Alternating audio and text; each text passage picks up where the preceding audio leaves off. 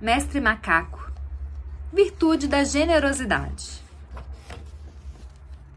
No dia seguinte, seguiram viagem em direção a uma pequena floresta, onde Mestre Uriel disse habitar o próximo mestre, o irrequieto Mestre Macaco. Penetraram na floresta em busca do mestre da nona virtude.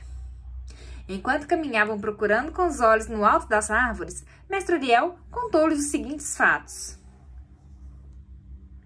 Mestre Macaco tem muito orgulho de seus ancestrais. Dizem que sua família foi a grande protetora dos camponeses que cultivavam o solo no sul da Índia. Conforme a lenda, Rama, a sétima encarnação do deus Vishnu, teve como grande amigo Sugriva, o rei dos macacos, que diziam ser a encarnação de um raio solar. Na guerra que Rama travou contra Ravana, o rei dos demônios, que raptara sua esposa Sita, Rama foi auxiliado pelo macaco Sugriva, que lhe emprestou um grande exército de macacos, famosos por serem dotados de grande força e coragem. Hanuman, o capitão do exército dos macacos, tornou-se grande devoto de Rama e, por isso, no final da batalha, ganhou como prêmio a imortalidade. Na Índia, contam-se inúmeras histórias sobre o imortal macaco Hanuman. Nessa altura da narração, um dos discípulos perguntou a Uriel: Mestre, o que o mestre macaco tem a ver com o capitão Hanuman? Nesse instante, todos olharam para cima, pois do alto galho de uma árvore, ouviram uma voz dizer com veemência e irreverência: Eita, aqui estou! Sou o sucessor direto do imortal Hanuman. Juro que esta é verdade. E foi assim que os discípulos conheceram o nono mestre das 18 virtudes. Imaginaram que ele iria continuar a contar a história de seus antepassados, mas Mestre Macaco manteve-se calado, esperando que Uriel continuasse seu relato. Contaram que na longa batalha travada entre Rama e o demônio, o irmão de Rama foi ferido, e Hanuman foi encarregado de ir até as montanhas do Himalaia para buscar algumas ervas que teriam o poder de curar o jovem. Como Hanuman não soubesse exatamente quais seriam as ervas indicadas para o caso, resolveu transportar a montanha inteira até o local onde o médico o aguardava, ao lado do ferido. Nessa altura do relato, Mestre Macaco, descendo da árvore, com grande sorriso e satisfação nos lábios, interferiu. Ah, como gosto de ouvir a história dos meus antepassados, quando é tão bem lembrada. Aliás, por ser muito modesto, reluto muitas vezes em contar a história de todos eles, mas vou contar uma que será muito elucidativa para vocês, humanos. Vou relatar um episódio que envolveu Mani Bacabum, um antepassado meu que vivia na região do Tibete. Mani Bacabum era um macaco muito bonito e simpático, assim como eu, não é? E por isso, a demônia das rochas apaixonou-se perdidamente por ele.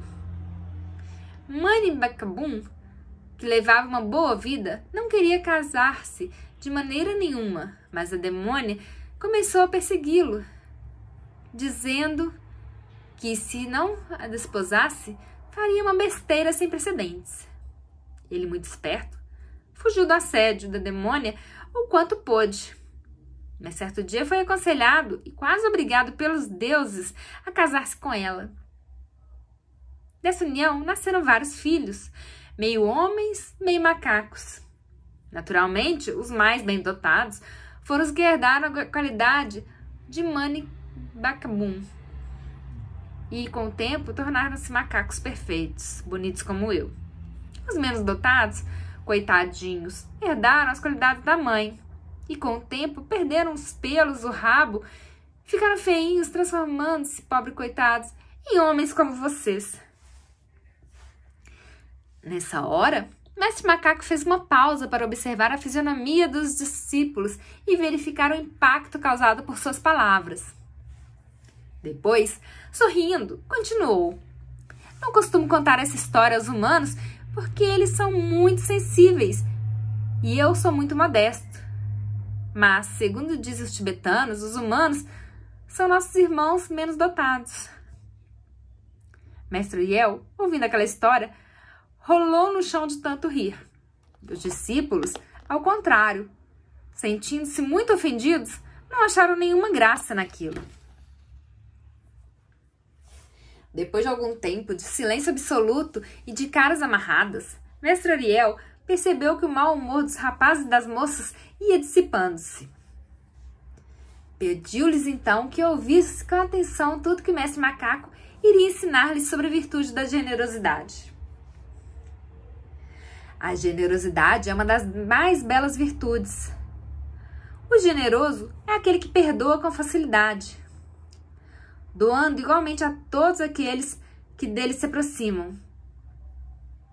O pródigo, ou seja, o generoso, pode ser comparado à terra fértil que doa sempre sem olhar a quem. O que é ser generoso? É dar bens materiais aos necessitados? Perguntou um dos discípulos. Mestre Macaco elucidou-o. Não necessariamente. A generosidade pode apresentar-se sob 3 formas: por palavras, por atos ou por pensamentos. Em geral, as pessoas creem que a generosidade só pode manifestar-se pelos atos praticados pelos generosos, mas isso não é verdadeiro. Podemos ser generosos naquilo que dizemos, fazemos ou pensamos. Outro discípulo levantou a mão pedindo licença para falar, e Mestre Macaco assentiu com um gesto. Pela minha experiência, percebo que nem sempre recebemos alguma retribuição quando somos generosos com as pessoas. E Mestre Macaco esclareceu. Não tem importância alguma, pois a verdadeira generosidade não precisa de retribuição. Ela paga-se a si mesma. O generoso vive a serviço do amor, e isso lhe basta. Muitas vezes o generoso percebe que seu sorriso faz mais por uma pessoa do que a sua mão aberta. A generosidade desinteressada, quando praticada apenas em benefício do nosso próximo, embeleza-nos, pois nos reveste da beleza divina. Essa é a grande recompensa. Dizendo isso, Mestre Macaco, acompanhado pelo olhar de gratidão dos discípulos, começou a saltar de galho em galho até desaparecer do alto de uma imensa árvore frutífera. Emocionados por terem encontrado aquela figura tão fora do comum, os discípulos continuaram sua escalada ao lado de Mestre Uriel, pois já haviam percorrido metade do caminho.